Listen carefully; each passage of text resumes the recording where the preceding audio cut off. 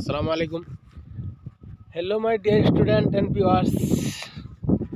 আজি আহিছোঁ ব্ৰহ্মপুত্ৰ নদীখনত।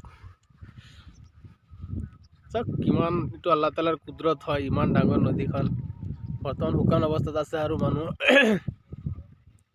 মানুহে খেতি পথাৰ কৰিছে, চৰত তৰমুজ খেতি কৰিছে। সেয়া আমাৰ ছাৰ আহিছে, এজন ৰবি ছাৰ, দুই ধৰণৰ তৰমুজ কৰিছে। এতিয়া ঠাণ্ডা দিন ছাৰ, তৰমুজ খাব কোনে?